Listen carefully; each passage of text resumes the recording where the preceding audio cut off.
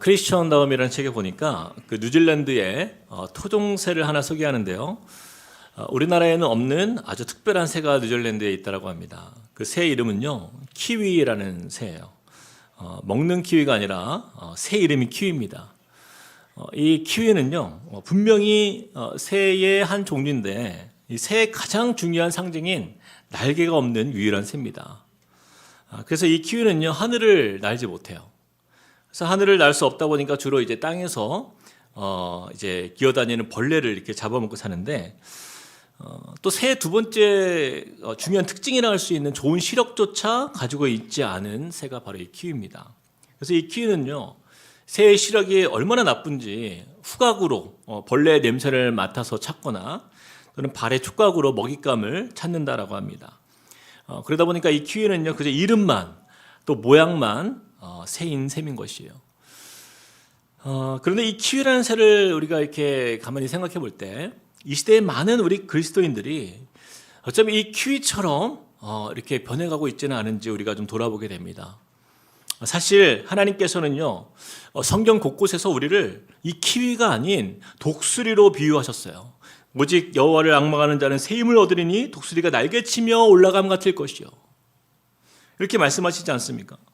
저 하늘 높은 그 창공을 가르며 힘차게 날아오르는 독수리와 같은 인생으로 우리를 부르셨는데, 어쩌면 우리 현대의 많은 우리 크리스천들이 자신이 독수리라는 그 정체성을 우리는 잊어버리고 어쩌면 이 키위처럼 그냥 이 땅만 바라보다가 그렇게 인생을 마치는 그런 너무나 안타까운 삶을 살아가는 성도들이 많이 있다라는 것이죠.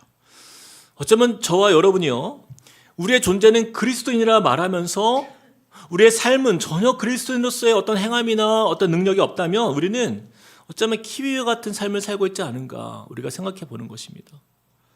오늘 우리가 읽은 이 본문 말씀의 첫 구절을 보면 13절 말씀의 그 시작에 그러므로라고 이렇게 시작하고 있어요. 그러므로. 여기서 이 그러므로라는 단어는요, 앞에 이야기에 따른 결과를 제시하는 접속사라는 것을 우리가 생각해 볼 때 그동안 우리가 2주 동안 보았던 그 말씀에 대한 결과, 이렇게 말할 수가 있어요. 우리가 지난 2주간의 말씀을 통해서 나눈 말씀들이 어떤 것이었습니까? 바로 디아스포라, 흩어진 나그네된 성도의 삶. 이 나그네된 성도의 인생은 비록 고난 중에 사는 인생이지만, 그러나 그 고난은 곧 지나갈 것이고 후에 얻게 될 그 영광을 우리는 기대하는 인생이라고 했어요. 그래서 지난주에 우리가 나누었잖아요. 지금은 고난, 후에는 영광. 이 천국의 산 소망을 기대하는 인생이 바로 우리의 성도의 삶이라고 우리가 말씀을 나누었습니다. 그래서 지난주까지 나눈 그 말씀이 12절까지의 말씀을 통해서 우리는 이 나그네된 성도는 어떤 사람인가, 바로 그 정체성에 대한 이야기였다라고 한다면, 이제는 과연 어떻게 살아야 하는가에 대한 실천적 삶의 이야기가 오늘 본문 말씀부터 시작이 되는 거예요.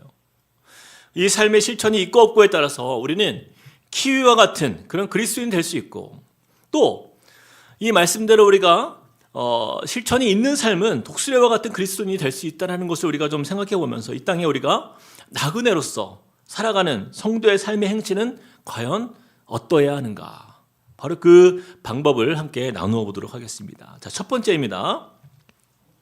나그네로 살아가는 성도의 행실, 우리 같이 한번 읽어볼까요? 시작.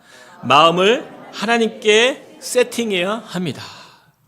13절 말씀에 이렇게 말씀합니다. 그러므로 너희 마음의 허리를 동이고 근신하여 예수 그리스도께서 나타나실 때에 너희에게 가져다 주실 은혜를 온전히 바랄지어다. 여러분, 가장 먼저 무엇을 하라 말씀해요? 그러므로 너희 마음의 허리를 동이고, 이렇게 말씀하고 있어요. 여러분, 운동선수가 있잖아요. 예를 들어서 육상선수가 달리기 하기 전에 가장 먼저 그들이 무엇을 점검합니까? 바로 뛰기 위해서는요, 신발끈을 조이고 몸을 풀며 자세를 잡는 거예요. 여러분, 마음의 허리를 동인다라는 말은 바로 이와 같습니다.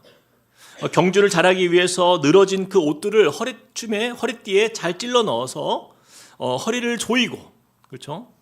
그리고 매는 것을 말씀하고 있는 거예요.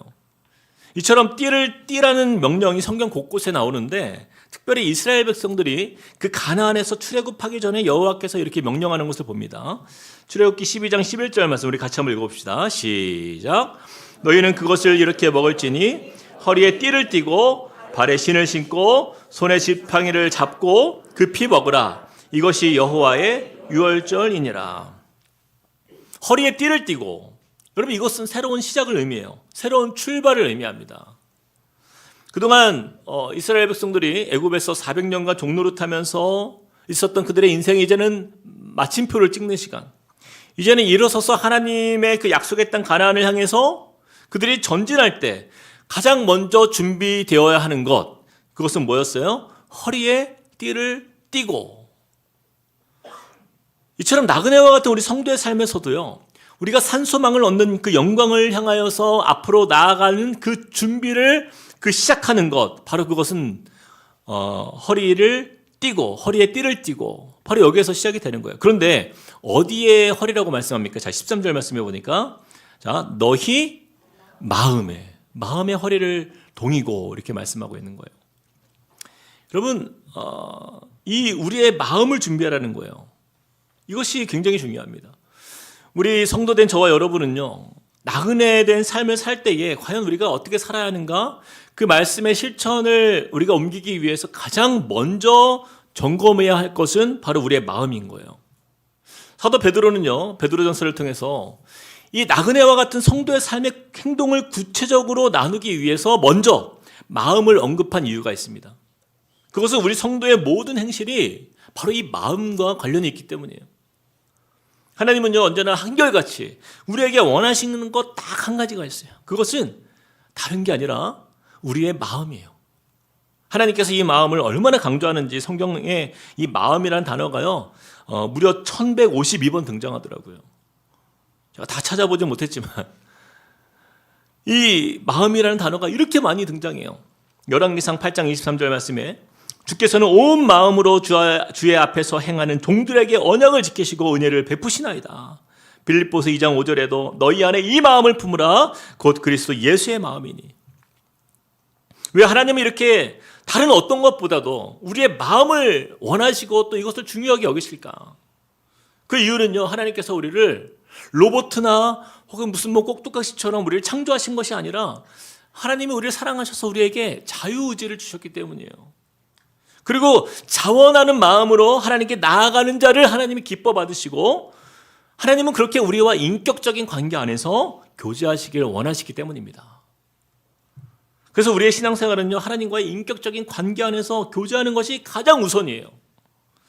이런 마음이 드려지는 자리가 어디입니까? 우리 예배가 되는 거고, 또 기도하는 자리가 되는 거고, 또 찬양하는 자리, 말씀 안에 거하는 자리가 되는 것이에요. 그래서 하나님은요, 저와 여러분이 그저 이 몸만 가까이 나아가는 것을 하나님은 원치 않으세요. 우리의 마음이 주님께 가까이 나아오기를 원하시고, 그 인격적 친밀함의 그 깊은 관계로 우리를 초대하시는 거예요. 그래서 하나님은요, 우리의 겉으로 드러나는 어떤 몇 가지 종교적 행위, 그것으로 우리의 믿음을 판단하지 않습니다. 우리를 보지 않아요. 아주 작은 신앙의 실천이라 할지라도 그것이 우리의 마음이 담겨 있는지 없는지를 주님은 항상 보신다라는 거예요. 예를 들면 우리가 지금 드리고 있는 이 예배도 마찬가지입니다. 야고보서 4장 8절에 이렇게 말씀해, 우리 같이 한번 읽어봅시다. 시작. 하나님을 가까이 하라. 그리하면 너희를 가까이 하시리라. 죄인들아 손을 깨끗이 하라. 두 마음을 품은 자들아 마음을 성결하게 하라. 예배 자리에 나올 때 우리가 가장 먼저 우리 자신을 돌아봐야 할 것은 우리의 마음이 그 세상 속에서 우리의 마음들이 혼란스러웠던 그 마음들을 정리하는 것이 가장 중요합니다. 여러분, 우리 마음속에 성경에는 두 마음을 품은 자들아 이렇게 말씀하지만 우리 마음에 두 마음뿐입니까? 세 마음, 네 마음, 다섯 마음 얼마나 많습니까? 그 수많은 마음들이 우리 안에 혼재되어 있잖아요. 그 가운데에 우리의 마음들이 정리가 되어서 오직 하나님을 향하여서 한 가지 마음으로 고정하는 것. 그것이 우리가 나그네된 인생 속에서 하나님께 나아가는, 또한 주님의 이 땅을 살아가는 우리의 믿음의 실천 가운데 가장 첫 번째가 바로 여기에 있는 거예요. 그래서 13절 마지막에 보면 이렇게 말씀합니다. 그러므로 너희 마음의 허리를 동이고 근신하여 예수 그리스도께서 나타나실 때에 너희에게 가져다 주실 은혜를 온전히 바랄지어다. 제가 이 말씀을 영어 성경으로 살펴보니까 주실 은혜를 온전히 바랄지어다 라는 단어가요, 영어로 set your hope on the grace 이렇게 나와요. set. 셋은 무슨 뜻입니까, 여러분? 고정한다라는 의미죠. 고정한다. 세팅한다. 우리가 많이 이야기하잖아요. 어떤 신앙적 행실을 하기 전에 가장 먼저 우리가 세팅해야 될 게 있어요. 그게 바로 마음의 세팅이에요. 우리의 유일한 기대와 소망이 오직 하나님께만 있음을 믿고 우리의 마음을 주님께 고정하는 거예요. 우리가 잘 아는 다니엘이 있죠. 왜 하나님께서는 다니엘을 주목하셨고 그를 왜 칭찬하십니까? 여러분, 그것은요, 다니엘이 하나님 앞에서 어떤 위대한 행동들을 취했기 때문이 아니라 그가 어떤 일보다 가장 먼저 한 일이 있었어요. 그것이 바로 다니엘서 1장 8절 말씀. 다니엘은 뜻을 정하여 왕의 음식과 그가 마시는 포도주로 자기를 더럽히지 아니하리라. 결단한 거 아닙니까? 우리가 잘 아는 다니엘의 삶을 보면 그는요, 그 이스라엘이 멸망당하고 어떤 바벨론의 포로로 끌려가 노예가 되었지만 그는 하나님의 긍휼하심을 입어서 왕궁에서 이제 교육받으며 이렇게 자라게 된 거예요. 사실 당시에 이스라엘이 망하고 그냥 목숨을 건진 것만 해도 감사한 건 일인데 그가 왕궁에서 기르는 자가 되었다는 것은요, 이건 출세를 의미합니다. 너무나 잘된 일이잖아요. 그러나 다니엘은요, 다른 소년들과는 다른 특별한 마음의 결단을 한 거예요. 왕궁에서 그들이 먹었던 그 음식들이 그 바벨론의 우상의 제물로 드려진 음식이었던 것을 그가 알았기 때문에 그는 가장 먼저 뜻을 정합니다. 그 음식을 먹지 않기로 결단한 거예요. 이것이 무엇을 의미합니까? 영어 성경으로 보니까 8절을 이렇게 말씀해요. But Daniel resolved. 그러나 다니엘은 결단했습니다. 그 시작이, 다니엘의 시작은요, 그 결단으로부터 시작되는 거예요. 하나님께 마음을 세팅하는 것으로 그의 믿음의 시작이 되는 거예요. 이 부분을 우리가 읽은 이 베드로전서 1장 13절 말씀의 표현대로 말하자면 마음의 허리를 동인 것입니다. 우리 요즘 많은 현대 그리스도인들이 참 겉으로 보기에는 굉장히 우리는 행동은 빠릅니다. 저도 그래요. 굉장히 행동은 빨라요. 그런데 그 분주함 속에서 그 우리의 마음은요, 너무나 쉽게 놓치고 살아갈 때가 너무나 많아요. 근데 주님은 이 말씀을 통해서 우리에게 이것을 주의하라 말씀하시는 거죠. 사람은 외모를 보지만 나 여호와는 중심을 보느니라. 우리 하나님은요, 끊임없이 우리의 마음을 살피십니다. 저는요, 제가 이제 목회자가 되고 나서 가장 어려운 일이 바로 여기에 있어요. 마음을 다하는 일이라는 사실을 계속 깨닫고 배우고 있습니다. 사실 마음을 다하지 않으면요, 목회를 할 만합니다. 괜찮아요. 어려운 일이 별로 없어요. 뭐 상처받을 일도 없고 신경 쓸 일도 없어요. 그냥 누가 뭐라든 그냥 기계적으로 그냥 일만 하면 돼요. 할 만해요. 근데 하나님은요, 저를 절대로 그냥 그렇게 두지 않으십니다.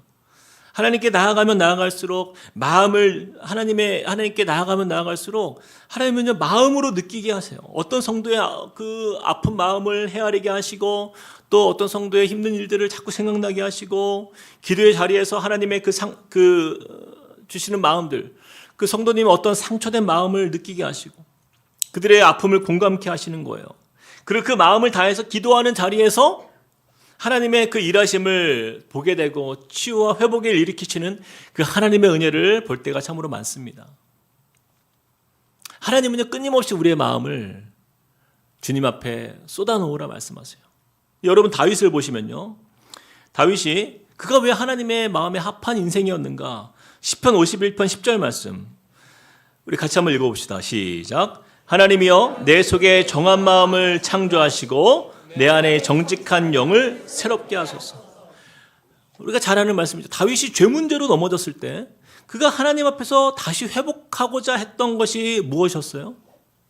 그것은요, 하나님께 정한 마음을 다시 새롭게 세팅해 달라는 것이죠. 하나님이 가장 중요하게 여기시고 하나님이 가장 원하시는 것이 무엇인지 다윗은요, 잘 알고 있었어요. 그것은 바로 마음이기 때문에, 마음.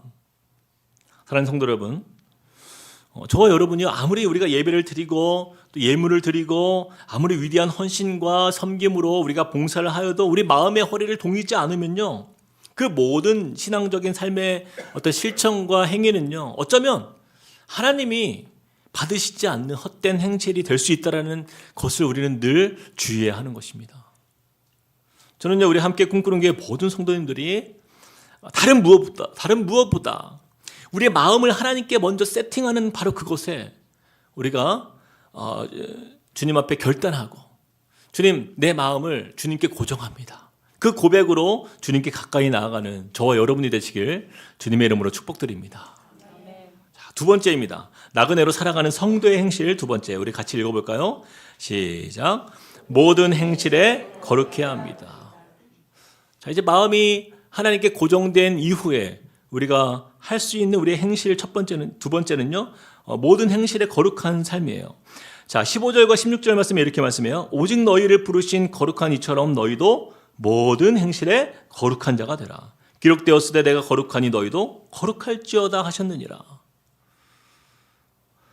제가 그동안 사역하면서요, 우리 성도님들이 가장 부담스러워하는 단어가 있다고 한다면 바로 이 거룩입니다. 거룩. 왜냐하면 거룩은요, 참 우리가 참 범접하기 어려운 단어처럼 여겨져요. 하나님만 거룩하시지 우리 자신은 거룩과는 매우 거리가 있다고 느끼지 않습니까? 여러분, 나 같은 사람은 저는요, 목사님 그래도 좀 거룩함에 좀 가까운 것 같아요. 전 거룩한 삶을 살고 있는 것 같아요. 자신 있게 말할 수 있는 사람 한번 손을 들어보라고 하면, 네, 너무나 어려운 일이죠. 굉장히 부담스러운 일이죠. 그래서 거룩을 이야기하면요, 시작부터 나는 절대 이것은 불가능하다라는 일로 여기고 시작부터 포기하는 성도님들이 너무 많아요. 근데 왜 그럴까 생각해보면 많은 분들이 이 거룩을 율법적으로 오해하기 때문이에요. 거룩이라는 단어의 원어를 보니까 이 하기오스라는 단어를 썼는데 구별하다, 구분하다, 성결케 하다 이런 단어의 뜻이 있어요. 그런데 죄악과 부정으로부터 우리 자신을 이제 분리시키고 경건하게 사는 삶을 이렇게 뜻합니다. 근데 이렇게만 보면 그저 율법적으로 판단해서 성경 말씀에서 하라는 것과 하지 말라는 것, 그래서 우리가 죄짓지 않고 부정한 생각을 하지 않는 것을 우리는 거룩이라고 생각해요. 물론 어느 정도 이것이 틀린 말은 아닌데, 그러나 거룩을 율법적으로 따져서 우리가 말씀을 어겼냐 어기지 않았냐, 죄를 지었냐 죄를 짓지 않았냐, 여러분 이것으로 거룩을 논하면요 우리는 하나님을 오해하는 거예요. 그리고 이 자리에 저를 포함한 그 누구도 감히 거룩함을 향하여서 잘 살고 있다고 말할 사람도 없어요.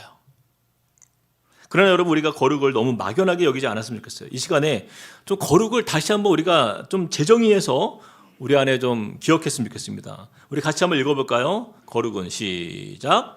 거룩은 자녀가 부모를 닮아가듯 자녀된 성도가 세상과 구분되어 하나님 아버지를 닮은 성품이다.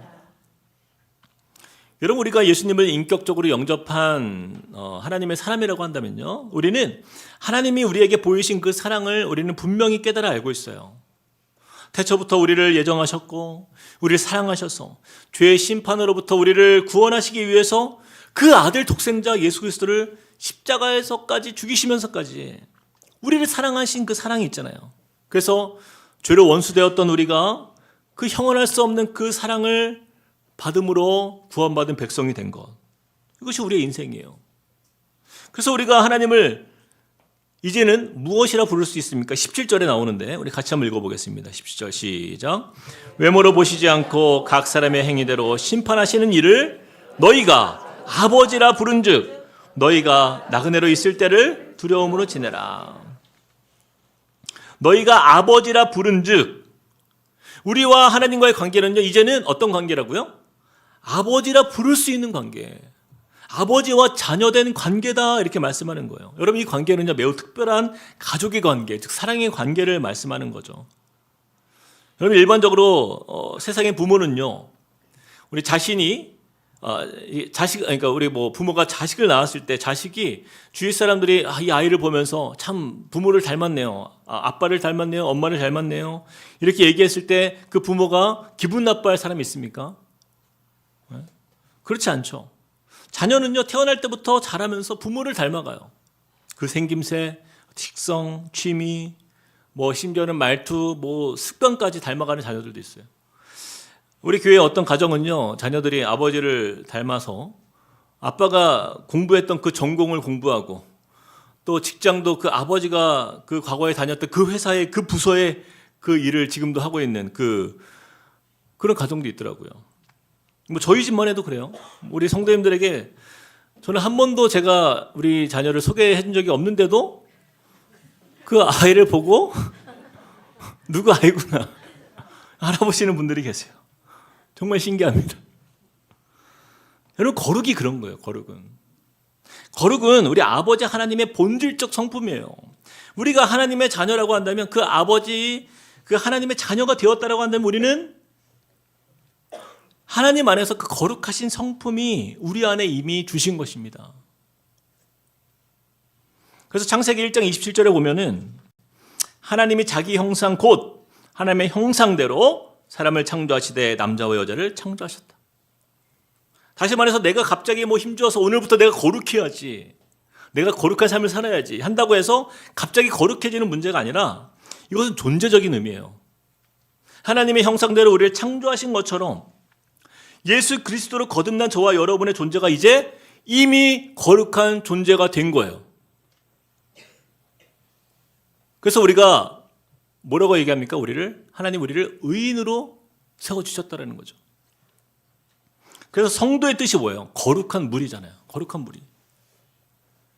우리가 무엇을 해서 거룩해지고 무엇을 하지 않아서 거룩해지지 않는 것이 아니라 다만 우리를 거룩한 성도로 새롭게 하신 그 은혜에 감사하며 우리는 하나님의 자녀답게 사는 것, 하나님의 자녀답게 살아가는 것, 이것이 거룩이에요.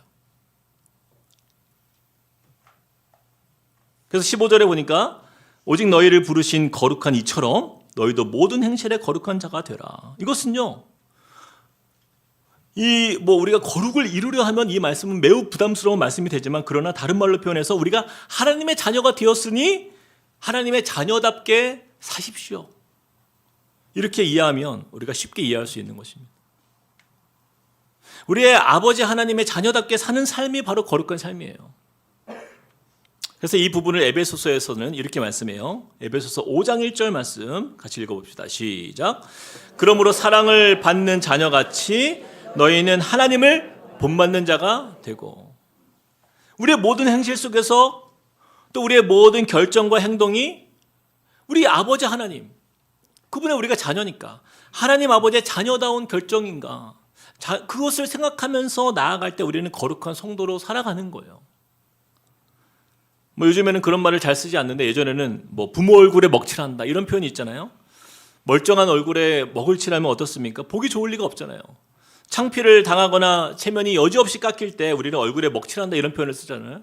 그런데 우리의 믿음의 행실에 따라서 그래서 우리 아버지 하나님의 얼굴에 우리가 먹칠을 할 수도 있고, 또 우리는 반대로 아버지께 영광을 올려드릴 수 있는 삶을 살아갈 수도 있는 거예요.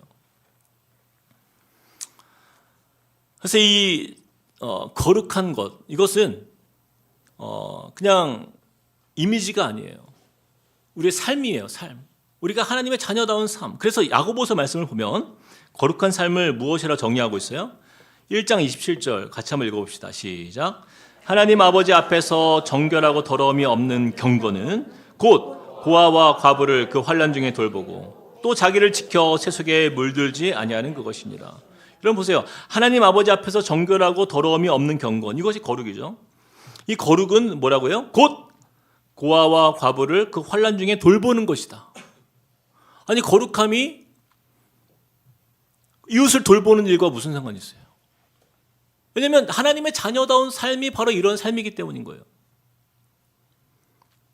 저는 최근에 우리 교회 어떤 성도님들 그 부부를 보면서 참 많은 도전을 받았는데, 그 부부를 보면은 이웃들과의 관계에서 하나님의 자녀다운 모습으로 다가가고 섬기니까 그냥 그 이웃들이요, 정말 그 마음에 감동이 돼서 그 두 분이 믿는 하나님이면 나도 믿어보겠다 해서 그렇게 신앙생활을 시작하신 분들을 전 보게 됩니다. 여러분, 이것이 거룩함이에요. 교회 올 때 우리가 근엄하게 이렇게 성경책을 딱 가운데 끼고 이렇게 다 나오면서 걸음걸이도 이렇게 다 아주 그냥 품위 있게, 이게 거룩입니까? 기도할 때 주여 하면서 이렇게 기도하는 게 거룩이에요? 아니라는 거예요. 우리가 우리의 삶에서 하나님의 자녀다운 그 사랑과 행실, 그 은혜와 긍휼이 나타나는 자리가 바로 거룩한 삶이다라는 거예요. 베드로는 우리에게 이렇게 권면합니다. 15절 말씀을 다시 한번 보면 오직 너희를 부르신 거룩한 이처럼 너희도 모든 행실에 거룩한 자가 되라. 바로 우리가 고민해야 할 것은 하나님의 자녀다움에 대한 고민인 거예요. 우리가 하나님의 자녀답지 못한 행실은 과감하게 버리고 정리하고 그것들로부터 이제는 구별되어서 하나님 편에 서는 삶. 이것이 저와 여러분이 나그네 된 삶에서 우리가 반드시 이루어야 하는 믿음의 행실인 거예요. 그래서 우리 옆 사람에게 이렇게 한번 도전합시다. 하나님의 자녀답게 삽시다. 아멘. 자, 세 번째입니다. 나그네로 살아가는 성도의 행실. 자, 같이 한번 읽어봅시다. 시작. 마음으로 뜨겁게 서로 사랑해야 합니다. 21절 말씀에 보니까 이렇게 말씀해요. 너희는 그를 죽은 자 가운데서 살리시고 영광을 주신 하나님을 그리스도로 말미암아 믿는 자니 너희 믿음과 소망이 하나님께 있게 하셨느니라.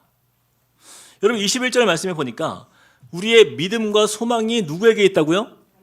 하나님께 있다라고 말씀했어요. 믿음의 대상, 소망의 대상, 그것은 오직 하나님이세요. 근데 여러분 잘 아시죠? 우리가 신앙의 3요소, 믿음, 소망, 어떻게 하셨어요? 그렇죠. 사랑이죠. 그렇죠? 이 믿음, 소망, 사랑. 근데 그 중에 믿음과 소망은 하나님께 향하는 데 반해서 그 사랑의 대상은 누구라고 말씀하고 있어요? 22절을 같이 한번 읽읍시다. 이어서 시작. 너희가 진리를 순종함으로 너희 영혼을 깨끗하게 하여 거짓이 없이 형제를 사랑하기에 이르렀으니 마음으로 뜨겁게 서로 사랑하라. 베드로는요, 나그네 된 삶 속에서 하나님 아버지께 믿음과 소망을 두고 살아가는 우리의 사랑의 대상을 하나님에게서 이제는 어디로 옮겨요? 형제들로. 이 땅을 살아가는 형제들로 그 초점을 두게 하시는 거예요. 근데 서로 사랑하라 그 정도가 아니라 어떻게 사랑한 거예요? 마음으로 뜨겁게. 자, 따라해보세요. 마음으로 뜨겁게. 뜨에 더 액센트를 넣어. 뜨겁게 서로 사랑하라. 여러분 예수님은 말세 때에 분명히 나타날 징조들이 이렇게 있을 것이라 말씀했어요. 마태복음 24장에 보니까 불법이 성함으로 많은 사람의 사랑이 식어지리라. 세상 사람들의 사랑만 식어진다는 말씀이 아니에요. 믿는 성도들조차도 교회조차도 많은 사람들의 그 사랑이 식어지는 그 시대에 그 시대를 우리가 보게 되는 거죠. 여러분 사랑의 반대말이 무엇인지 아시죠? 어떤 미움, 비난 이런 겁니까? 무관심이죠. 무관심. 이 사랑이 식어지는 현상은요 점점 무관심으로 변해가는 이 시대를 우리가 보면 너무나 잘 이해할 수 있어요. 제가 예전에 응답하라 1988 그 드라마의 한 장면을 유튜브로 우연히 이제 보게 되었는데 이런 내용이었어요. 그 당시에 80년대 배경이 아닙니까? 어른들은 좀 다 그 시절을 좀 기억할 거예요. 엄마들이요 이렇게 저녁 식사를 준비하는데 아들에게 아랫집 가서 밥 한 공기 얻어와라 이렇게 시켜요. 그러면서 그냥 얻어오면 미안하니까 집에 사라다를 이렇게 샐러드죠. 근데 옛날에 다 사라다라고 불렀잖아요. 사라다를 반찬으로 이렇게 갖다 주라고 그래요. 이제 아들이 그걸 들고 이제 내려가서 아랫집에 가서 밥 한 공기를 이렇게 챙겨서 올라와요. 근데 그것만 주는 게 아니라 또 받았으니까 아랫집에서 미안하니까 깍두기를 같이 줍니다. 그러니까 이제 윗집에 이제 엄마가 또 고맙잖아요. 깍두기를 갖다 주니까. 가지고 저녁에 이제 준비했던 고기 반찬을 이제 또 싸가지고 다시 갖다 주라고 해요. 근데 그 아들이 또 내려갑니다. 근데 내려가는 사이에 옆집에서 갑자기 귤을 이만큼 들고 와요. 그러자 또 이제 고마우니까 상추, 김, 막 김치, 막 아랫집 옆집 아이들이요 막 계속 심부름으로 왔다 갔다 하는 거예요. 그러니까 이제 이웃들이 저녁 식사 반찬이요 막 풍성해지는 거예요. 자녀들은 어때요? 막 심부름하느라 바쁜 거예요. 막 내려갔다 올라갔다. 그러자 이제 한 아들이 계속 엄마의 이 반찬 심부름에 지쳐서 이렇게 말합니다. 아 이럴 거면 다 같이 먹지. 이럴 거면 다 같이 먹지. 나중에 보니까요 새 집 반찬이 다 똑같아요. 다 나눠가지고. 물론 드라마니까 좀 과장한 것도 있겠죠. 그러나 저 어릴 때를 생각해 보면 이웃들과 반찬 심부름을 많이 했던 저 기억도 있어요. 근데 요즘 시대는 그런 정을 느끼기가 어려운 시대가 아닙니까? 뭐 이웃에 누가 사는지도 모르는 세대가 되었잖아요. 그리고 특별히 서로에게 관심을 가질 이유를 잘 모르는 세대가 되었어요. 이처럼 많은 사람의 사랑이 식어지는 세대 속에서 베드로는요, 세상 사람들과 구별된 거룩한 성도의 인생, 우리 나그네 된 성도의 삶은 이 땅에서 마음으로 뜨겁게 서로 사랑해야 한다는 것을 강조하는 거예요. 요한복음 15장 12절 말씀에 내 계명은 곧 내가 너희를 사랑한 것 같이 너희도 서로 사랑하라 하는 이것이니라. 요한복음 13장 말씀에도 너희가 서로 사랑하면 이로써 모든 사람이 너희가 내 제자인 줄 알리라. 우리 교회 공동체도 마찬가지예요. 여러분, 우리 교회가 정말 성경적인 교회인지 아닌지 무엇으로 판단할 수 있어요? 성도들이 모인 그 공동체의 그 사랑을 보면 알 수 있는 거예요. 우리 교회로 말하면 다락방을 보면 알 수 있는 거예요. 우리가 지금 이렇게 대그룹으로 모든 성도들이 모인 자리에서는요, 이런 서로 사랑하는 그 마음을 충분히 나누기가 어렵습니다. 그러나 10명 미만의 어떤 소그룹으로 모인 다락방은요, 이 형제 사랑의 실천이 가장 잘 나타나는 자리인 거예요. 이제 2주 후면 이제 3월부터 다락방이 개강이 되는데, 이곳에 계신 모든 성도님들 꼭 다락방에 참석하시길 정말 축복드립니다. 특히 우리 남자 성도님들 잘 들으세요. 뭐 직장 문제로 뭐 피곤해서 바빠서 여러분 빠질 생각하지 마시고 올해부터는 꼭 참석하시길 바랍니다. 우리 함께 꿈꾸는 교회가 가진 가장 중요한 목회 철학, 그 핵심은요, 다락방에 있어요. 그런데 어떤 성도님들은요, 오해하시는 분들이 계세요. 다락방에 참석하는 것을 나의 필요에 의해서 내가 선택하는 것이라 여기는 분들이 계시는데, 미리 말씀드리지만 다락방은요, 우리 함께 꿈꾸는 교회 모든 성도님들이 반드시 하셔야 하는 신앙의 기본이에요. 주일 예배만큼 중요한 신앙 공동체의 뿌리입니다. 여러분, 다락방은 내가 은혜를 누리는 자리이기도 하지만 이것보다 더 중요한 이유는요, 형제를 사랑하기에 이르렀으니 마음으로 뜨겁게 서로 사랑하라. 바로 그 말씀이 실현되는 사랑 공동체의 중심이에요. 나는 괜찮으니까 뭐 그런 다락방이 필요 없어, 이게 아닙니다. 다락방에 나의 사랑이 필요한 성도들이 있어요. 나의 기도가 필요한 성도들이 있어요. 나의 격려가 필요한 성도를 돌아보고 그들의 마음을 만져주고 헤아려주고 또 때로는 신앙으로 권면하면서 예수의 사랑이 뜨겁게 실현되는 가족 공동체의 모습이 바로 우리 다락방 공동체인 거예요. 그래서 여러분, 말씀을 이루는 삶을 살아가기 위해서라도 우리는 꼭 다락방에 참석해야 됩니다. 이제 3월부터 개강하는 다락방이요, 새롭게 개편이 되었어요. 그래서 작년에 시작된 다락방 외에는 대부분 다 섞었습니다. 여러분, 기대가 되시죠? 어떤 분은요, 목사님 지금이 좋아요, 제발 바꾸지 말아요, 아쉬워하시는 분들이 계시는데, 그러나 우리 공동체 안에는 하나님께서 나를 통해서 그 형제 사랑의 마음을 나누게 하실 또 다른 성도들을 하나님은 예비하셨어요. 그들을 만나게 하시는 거예요. 우리는 그 사랑의 섬김의 기회를 주신 하나님을 기대하면서 우리가 모임에 나가는 거예요. 그래서 이것과 더불어서 한 가지 더 말씀드리면, 그동안은 담임 목사인 저와 또 우리 전도사님 둘이서 정말 성도님들 신방하고 또 찾아가고 다락방을 살피고 챙겼는데, 우리 교인들이 이제 어느 정도 이제 많아진다 보니까 이제는 모든 성도님들을 다 살필 수가 없는, 여력이 안 되는 상황이 됐어요. 그래서 이대로 가다가는 우리 성도님들을 섬기는 일에 어려움이 있을 수 있겠다 판단이 들어서 이제 다락방이 시작된 3월부터는 교구를 2개로 나누었습니다. 그래서 김성은 목사님과 윤주원 목사님이 저를 도와서 신방을 함께 섬겨주실 거예요. 이 모든 결정은요, 단 한 가지 이유예요. 어떻게 하면 우리 성도님들을 사랑으로 섬길 수 있을까?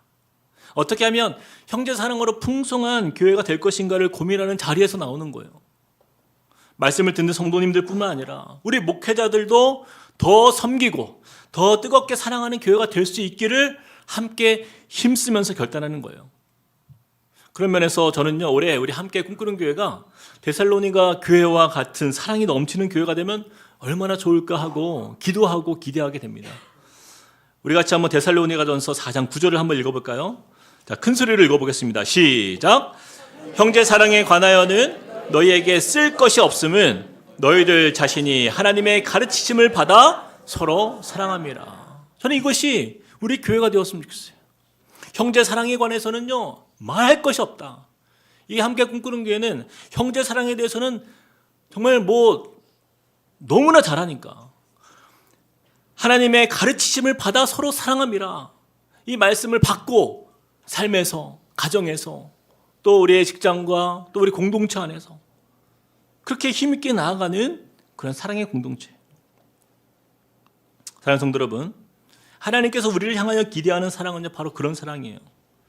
사랑에 식어져가는 세대 속에서 세상 사람들처럼 살지 않고 목회자든 성도든 우리가 서로가 하나님의 사랑을 닮아서 서로 뜨겁게 사랑하는 하나님의 자녀들로 풍성한 그러한 사랑 공동체가 되는 것입니다. 이를 통하여 사랑에 굶주려 있는 세상에 방황하는 사람들이요, 우리 교회에서 그 하나님의 사랑을 경험하도록 또 사랑으로 풍성한 다락방이 되어가고 또 생명다해 우리를 사랑하신 예수 그리스도의 사랑을 본받아서 우리 목회자와 성도들이 한마음 되어서 서로를 뜨겁게 사랑하는 그런 나그네의 삶이 되시길 주님의 이름으로 축복드립니다. 우리 주신 말씀을 기억하면서 함께 찬양하시겠습니다. 하나님, 당신의 아버지 당신의 마음이 있는 곳에 우리의 마음이 어디에 있어야 할까요? 아까 우리가 말씀을 나누었지만 주님께 세팅하는 거예요. 하나님 앞에 우리의 마음을 세팅하고 주님의 마음이 있는 곳에 나의 마음을 그곳에 세팅합니다. 우리 그 마음의 고백을 가지고 주님, 무엇보다 내 마음을 주님께 향하게 원합니다라는 고백으로 우리 함께 찬양하시겠습니다. 아버지 당신의 마음이 있는 곳에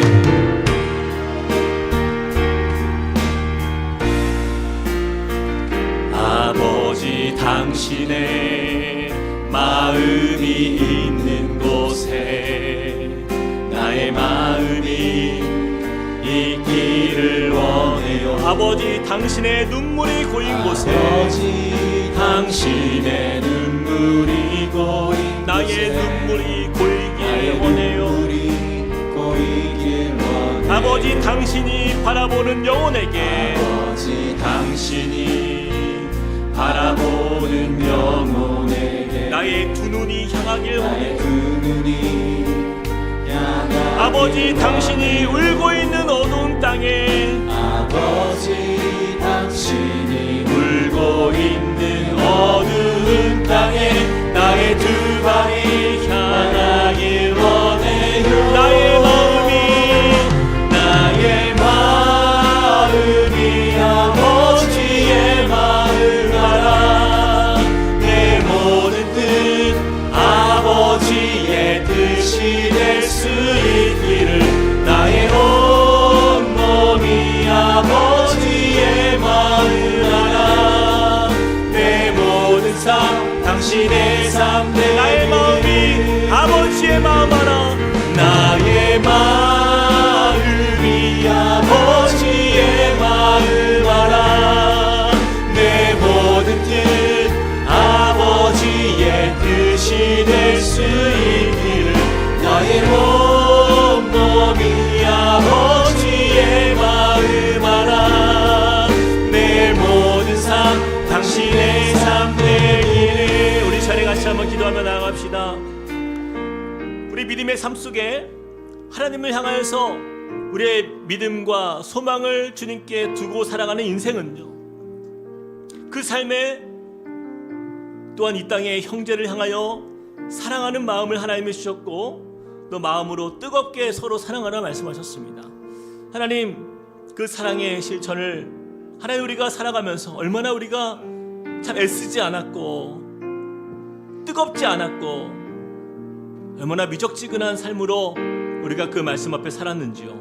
하나님, 이 시간 다시 한번 우리의 마음의 결단을 내립니다. 우리가 다락방에서 또한 속한 부서에서 우리가 교회 안에서 또한 가정과 우리가 나아가는 모든 자리마다 하나님 정말 형제 사랑하기를 마음으로 뜨겁게 서로 사랑할 수 있는 은혜의 마음을 우리에게 부어주시옵소서. 세상은 사랑이 식어가는 세대가 되었습니다. 하나님, 무관심한 세대, 더 이상 주위의 사람들을 바라보지 않지만 하나님 우리가 믿음의 삶을 살아가는 나그네 된 우리의 삶 속에서 우리의 모든 사랑을 하나님 다 쏟아놓고 살아가는 주의 백성으로 나를 변화시켜 주시옵소서. 우리 같이 한번 기도하며 나가시겠습니다. 사랑의 하나님, 주님을 의지하며 믿음으로 나아갑니다. 하나님 우리에게 주신 이 말씀을 하나님의 마음에 받고 하나님 그 말씀대로 우리가 살기를 소망합니다. 하나님, 뜨겁게 서로 사랑할 수 있는 은혜를 주시옵소서. 하나님, 그 사랑으로 주님께 힘있게 나아가는 주의 자녀된 삶이 되게 하여 주시옵소서.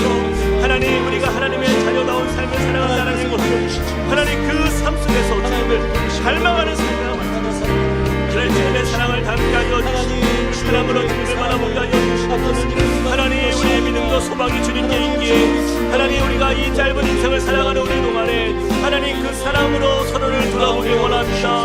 그 사랑으로 믿음으로 주님께 나가기 원합니다. 하나님 우리에게 베푸신 그 사랑의 은혜가 충만케 하여 주시고 하나님 주님을 본받는 자 되어서 하나님의 사랑으로 더욱더 이 땅 가운데에 하나님 주님 더욱더 주님의 사랑을 보이게 하여 주시고 우리 함께 꿈꾸는 교회가 그렇게 아버지 하나님 믿음의 공동체 사랑의 공동체로 하나님 주 앞에 나가게 하여 주시고 하나님 그 사랑의 은혜가 충만케 하여 주셔서 하나님 정말 사랑으로 뜨거운 데살로니가교회와 같이 하나님 이로 인하여 하나님 우리가 주님의 나라를 이루어가는 주의 백성 되게 하여 주시옵소서. 주님 역사하여 주시옵소서. 우리 이어서 한 번 더 기도하겠습니다. 오늘 주신 말씀처럼 우리가 이 땅을 살아갈 때에 주님은 내가 거룩하니 너희도 거룩하라 말씀합니다. 그것은 하나님의 자녀로 우리가 부름받았으니 하나님의 자녀다운 삶을 살기로 그렇게 우리의 삶에서 그 은혜를 나타내라 말씀하십니다. 정말 주님 그렇습니다. 우리가 하나님의 자녀다운 삶, 하나님 모든 삶의 순간마다 결정마다 모든 상황 속에 있을지라도 우리가 하나님의 자녀다운 그 인생, 우리가 주님 앞에서 그 자녀다운 하나님 결정을 내리며 주 앞에 살아가기 원합니다. 하나님 우리가 연약하지만 그러나 아버지 하나님 이것을 날마다 하나님 말씀 앞에서 고민하게 하여 주시고 하나님의 자녀다운 삶으로 능력 있는 하나님의 자녀로 우리가 힘있게 나아가는 우리 한 주가 될 수 있도록 인도해 달라고 하나님 내가 거룩한 나의 하나님 우리에게 거룩함으로 우리를 덧입혀 주셨는데 하나님 그 거룩의 능력이 우리 안에 있음을 믿습니다. 우리와 함께 하시는 그 은혜를 따라서 하나님의 자녀다운 삶을 하나님 힘있게 살아가기로 주님 앞에 나아가는 주의 자녀 되게 하여 달라고 우리 같이 한번 기도하며 나아가시겠습니다. 사랑의 하나님 주님을 의지합니다. 하나님 우리가 나가는 모든 자리마다 하나님 그 거룩한 주님의 자녀다운 삶 하나님 그것은 바로 하나님의 자녀다운 인생이라 하나님 우리가 나아가는 모든 자리마다 그 은혜가 나타나게 하여 주시옵소서. 삶의 순간마다 하나님이 우리를 부르신 그 은혜 하나님 그 능력이 나타나기 원합니다. 우리의 삶의 심정 가운데 하나님 그 은혜로 나아가게 하여 주시옵소서. 하나님 주님을 바라보게 하여 주시고 하나님 그 사랑으로 주님을 바라보고 날마다 하나님 우리가 어떤 상황 속에서도 하나님 주님을 의지하며 하나님 우리의 마음에 주신 그 정한 마음을 가지고 하나님 주님께 힘있게 나아가는 주의 백성 되게 하여 주시옵소서. 하나님 그러한 우리의 삶이 하나님 주님 안에 있기를 원합니다. 하나님 우리 가운데 역사하여 주시고 하나님 그 부르신 거룩한 자리로 하나님 부르신 하나님의 자녀의 자리에서 하나님 그렇게 주님을 의지하며 나아갈 수 있도록 주여 역사하여 주시옵소서.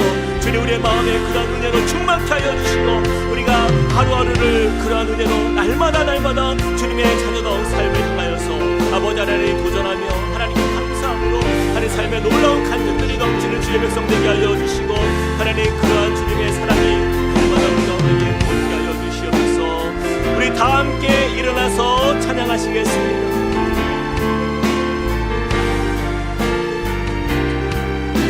나의 소망 되신 주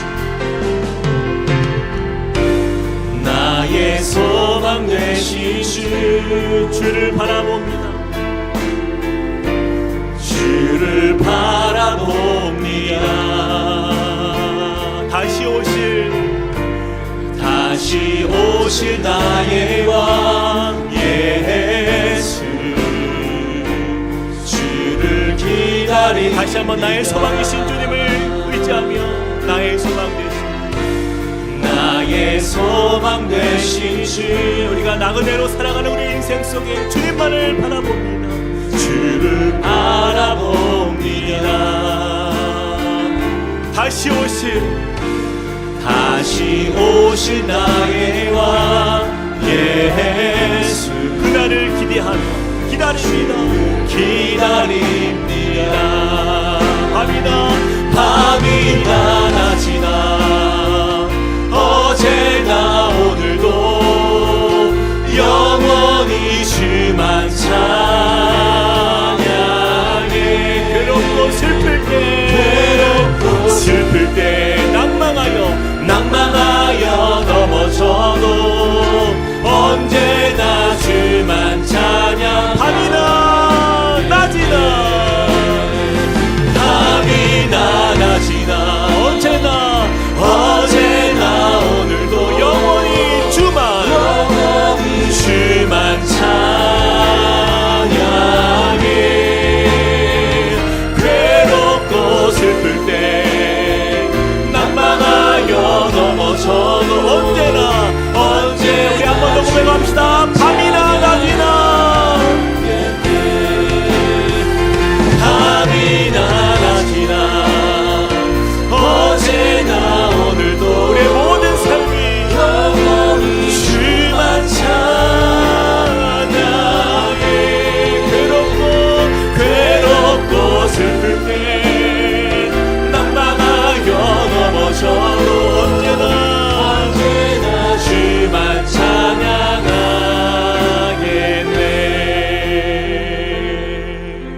사랑하니 하나님 감사합니다. 주님, 우리가 이 땅을 나그네로 살지만 그러나 이 땅을 살아가는 우리의 삶 속에서 반드시 또한 우리가 이루어 가야 할 또한 맡겨주신 우리의 삶의 사명이 있음을 고백합니다. 주님, 먼저 우리의 마음을 주님께 고정하며 이 세상에서 흔들리지 않는 주님을 향한 우리의 마음을 세팅하며 주님께 나아갑니다. 하나님, 세상에 여러 가지 우리의 마음을 흔드는 것들이 우리의 마음에 찾아올지라도 그것에 우리가 흔들리지 아니하고 우리가 어떠한 삶의 순간에서도 하나님은 우리의 마음을 원하신다는 사실을 붙들고 우리의 마음을 주님께 고정하길 소망합니다. 주님, 그 마음으로 주님께 나아가는 모든 자리마다 주님, 그곳에서 하나님의 자녀다운 삶을 살게 하여 주시옵소서. 때로는 우리가 손해보고 때로는 우리가 억울한 일을 당할지라도 또 우리 찬양의 고백처럼 괴롭고 슬프고 낭망되는 일이 우리에게 찾아올지라도 주님, 하나님의 자녀다움을 포기하지 않게 하여 주시고 그 주님의 자녀로서 그 하나님의 영광을 드러낼 수 있는 믿음의 삶이 되게 하여 주시옵소서. 또한 아버지 하나님, 우리가 만나는 모든 이들에게 가정과 또한 직장과 우리의 모든 삶의 공동체 속에서 또 우리의 다락방과 우리의 모든 섬기는 자리마다 우리가 마음으로 뜨겁게 서로 형제를 사랑하며 또 자매를 사랑하며 그렇게 주님의 나라를 이루어가길 소망합니다. 주님, 사랑이 식어져가는 이 세대 속에서 주님, 이 땅의 소망은 바로 교회임을 믿습니다. 주님, 우리 교회를 세워가시고 우리 성도들을 통하여서 이 세상을 변화시켜 나아갈 때에 그곳에 그 주님이 주신 형제 사랑의 마음을 가지고 이 땅을 향하여 우리가 힘있게 나아가는 주의 백성 될 수 있도록 은혜 더하여 주시옵소서. 이제는 우리 주 예수 그리스도의 은혜와 하나님 아버지의 크신 사랑과 성령님의 감동 감화 교통하심이 나그네로 살아가는 성도의 삶 속에 믿음으로 주님께 우리의 마음을 드리며 또 우리의 삶으로 주님 앞에 사랑하며 이 땅 가운데에 주님의 뜻을 이루어 나가기로 결단하며 나아가는 주님의 백성들 머리 위에 그리고 그 가정과 함께 꿈꾸는 교회 위에 이제로부터 영원토록 함께 하시기를 간절히 축원하옵나이다. 아멘.